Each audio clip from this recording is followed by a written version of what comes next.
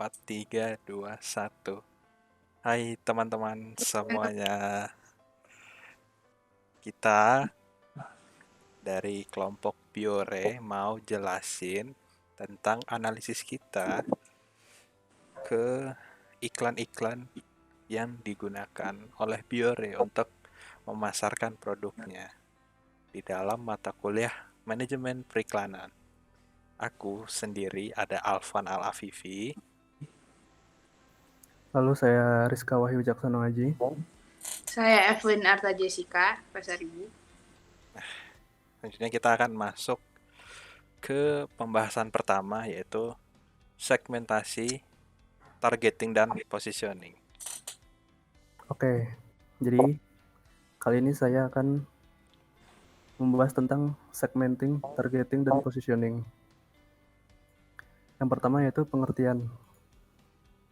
Pengertian dari segmenting yaitu merupakan tindakan mengklasifikasikan pasar ke dalam kelompok-kelompok dengan berbagai kategori, sehingga kondisi tersebut memungkinkan kebutuhan produk yang berbeda atau kombinasi pemasaran yang terpisah. Lalu ada targeting, merupakan tindakan menilai ketertarikan dan minat dari beragam segmen pasar, kemudian menentukan segmen pasar mana yang akan dijadikan sebagai target pasar. Target pasar dapat dipahami sebagai kelompok yang dipilih oleh suatu bisnis untuk dijadikan sebagai calon pelanggan dengan melakukan penargetan dan segmentasi.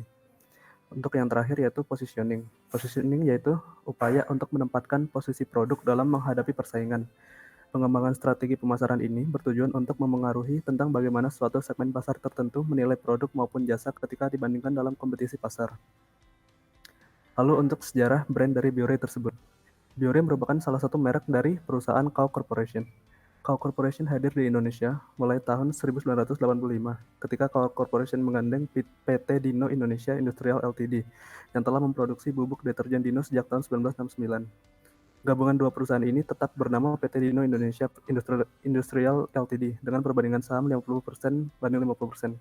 Pada tahun 1990 dibentuklah PT Dino Kao Indonesia yang memasarkan produk-produk PT Dino Indonesia Industrial Ltd, dan di awal tahun 1997 PT Dino Indonesia Industrial Ltd bergabung dengan PT Dino Kao Indonesia menjadi PT Kao Indonesia yang bergerak di bidang usaha-usaha barang konsumsi atau consumer goods. Lalu untuk analisis dari brand Biore. Yang pertama, segmenting dari brand Biore yaitu segmentasi pemasaran yang menjadi target dari produk Biore adalah ke bawah, menengah, dan ke atas. Karena PT Kao juga menginginkan untuk menarik minat dan hati masyarakat Indonesia, khususnya masyarakat menengah dan ke bawah, sehingga kedepannya dapat memberikan keuntungan penjualan yang tinggi pada perusahaan. Segmentasi dari produk Biore bisa dikatakan cukup general dikarenakan mencakup semua kalangan. Dan untuk targeting dari produk Biore yaitu target konsumen dari produk Biore yaitu remaja dan dewasa, baik pria maupun wanita yang memiliki preferensi minat beli terhadap produk yang berkualitas serta memiliki jaminan keamanan. Biore juga menargetkan agar produknya dapat dijual di mana saja, baik di mal, pasar, maupun minimarket. Strategi pemasaran yang digunakan adalah dengan mendesain produk agar memenuhi kepuasan konsumen akan kebutuhan produk perawatan kulit yang memiliki kualitas dan inovasi yang menarik. Untuk terakhir, positioning. Positioning Biore adalah sebagai pemimpin pasar pada industri sabun pembersih wajah dan sabun mandi yang belum tergantikan. Hal ini terbukti dengan memiliki pangsa pasar yang cukup besar pada industri sabun pembersih wajah dan sabun mandi dibandingkan dengan merek lain. Hal ini dikarenakan strategi promosi yang gencar serta komitmen perusahaan untuk terus menjaga kualitas terhadap produknya. PT Kao menggunakan strategi individual branding di mana Biore digunakan sebagai brand sabun pembersih wajah dan sabun mandi. Serta dalam pengembangan produk, Biore menggunakan sistem line extension, yaitu mengembangkan item produk dengan kategori yang sama dengan menggunakan merek yang sama seperti wangi, bentuk, warna, dan kemasan. Lalu selanjutnya akan dijelaskan oleh Alvan. Ya, kita masuk ke jenis media dan tujuan komunikasi. Jenis iklan apa yang mereka gunakan di dalam dua jenis turunan yang ada konvensional dan kontemporer. Pertama kita akan masuk ke media konvensional. Ini adalah salah satu iklan cetak ya, yang biasa dicetak di majalah. Biasa di majalah yang membahas tentang kecantikan ataupun membahas tentang pria ataupun bola yang berkaitan dengan kesehatan. Tujuannya dengan menggunakan salah satu media konvensional yaitu iklan cetak dalam bentuk majalah. Lalu kita bisa sebut produk replacement ya. Bisa satu halaman full bentuknya ataupun hanya seperempat dari bagian majalah. Gitu. Untuk menarik segmentasi orang-orang yang membaca majalah dan tentunya diharapkan apa yang ditawarkan oleh Biore juga bisa digunakan oleh masyarakat lewat iklan-iklan cetak yang ada di salah satu medianya adalah koran. Oh, sorry, majalah. Selanjutnya adalah iklan TVC atau iklan televisi.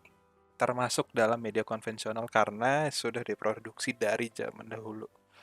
Salah satu yang saya ambil adalah sesuai dengan segmentasinya, selain menengah ke bawah yang sudah dijelaskan oleh saudara Rizka tadi, juga Biore memisahkan produknya tergantung dengan gendernya. Jadi ada Biore Men dan Biore Woman. Untuk Biore Men, iklan terkini yang ditampilkan dengan wajah Ardhito Pramono. Jadi tujuannya adalah dengan menampilkan Ardhito Pramono sebagai talent pada salah satu TVC Biore ini, produknya adalah pencuci wajah. Diharapkan dengan talent ini menjadi representatif orang-orang yang pakai Biore gitu. Diharapkan dari wajah yang berminyak jadi bersih dan bisa merasa seperti talent iklannya gitu, seperti Ardhito Pramono. Untuk Biore Woman biasanya identik dengan sabun mandi dan rata-rata iklan sabun mandi pasti talentnya adalah cewek yang sedang mandi. Produk memberikan salah satu produk untuk menjaga dan perawatan kulit adalah varian sabun mandi dengan manfaat yang disesuaikan kepada wanita, seperti menjaga kelembapan kulit, memutihkan kulit, dan menghilangkan bakteri-bakteri. Gitu. Oke, selanjutnya. Untuk kita akan masuk ke media kontemporer. Salah satu jenis dari media kontemporer adalah online marketing. Tujuannya adalah nih, jadi di sini ada website, ada media sosial, dan juga marketplace. Mengiklankan produk tentunya dengan tujuan agar produk menarik perhatian dan dibeli oleh para konsumennya. Media online marketing ini dari mulai marketplace, website, media sosial, bergerak dengan sesuai peranannya masing-masing, yaitu informasi biasa mudah didapatkan melalui media sosial, karena rata-rata orang Indonesia mengakses media sosial lebih dari 3-4 jam per hari. Menjadi media yang sangat strategis untuk mengiklankan varian produk terbaru. Ketika konsumen sudah tertarik dengan produknya, maka konsumen akan mencari lebih tahu, oh apa aja varian produknya. Mereka akan mengunjungi websitenya. Dan di sini Biore juga memiliki website yang menjelaskan seluruh variannya. Untuk mendapatkan produknya, setelah konsumen tahu produk apa yang mereka butuhkan, konsumen diarahkan ke salah satu marketplace. Mungkin yang sebagai contoh di sini adalah Tokopedia dengan official store-nya. KAO Official Store diharapkan para konsumen bisa mengakses dan membeli langsung varian produk sesuai dengan keinginannya. Lanjut. Nah, ini dia ada salah satu jenis media kontemporer yang lain, ada event. Jadi ini ada salah satu event yang dibuat oleh Biore, A Day with Biore X Beauty Fest 2018. Nih, tujuan komunikasi memberitahukan perusahaan beserta produknya kepada banyak orang, lalu berdampak dan akan diliput oleh berbagai media berita. Event ini juga berkolaborasi dengan Beauty Fest sehingga produk mereka menjadi produk yang diunggulkan dalam event. Nah, ini salah satu media kontemporer terakhir yang ada di pembahasan kali ini. Itu adalah event program sponsorship.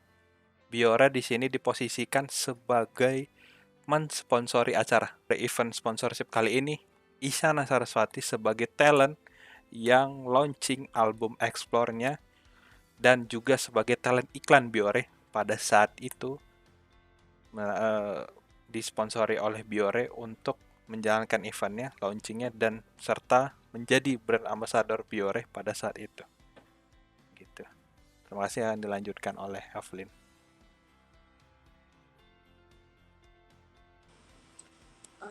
Media komunikasi memiliki kelebihan dan kekurangan. Untuk media konvensional sendiri, kelebihannya media konvensional lebih gampang untuk menjangkau kelompok konsumen tertentu, seperti misalnya CEO-CEO. Media konvensional juga masih lebih ramah di kalangan masyarakat karena dapat ditemukan dimanapun. Untuk kekurangannya, media konvensional iklan menghabiskan biaya yang lebih banyak dikarenakan harus membayar kayak tempat dan segala macamnya. Terus sulit mencari hasil kuantitatif yang nyata. Biasanya membutuhkan bantuan dari pihak luar dan hanya satu arah. Media kontemporer memiliki kelebihan menghapus batasan geografis, biayanya lebih realistis, lebih terukur, juga menentukan target lebih mudah. Sementara kekurangannya, media kontemporer kurang pemahaman. Di sini maksudnya untuk konsumen, karena belum banyak orang yang memahami seperti kayak marketing dan segala macamnya. Terus belum terbiasa menggunakan internet, apalagi untuk kalangan tua. Dan miskonsepsi akan target yang gede dalam waktu singkat. Maksudnya pemahaman bahwa kalau misalnya menggunakan media kontemporer langsung memiliki konsep bahwa target akan langsung gampang dicapai, padahal sebenarnya tetap ada proses yang sama seperti media konvensional. Sekian. Terima kasih. Kami dari kelompok Biore. Semoga dapat dipahami dan bermanfaat untuk kalian semuanya. Terima kasih.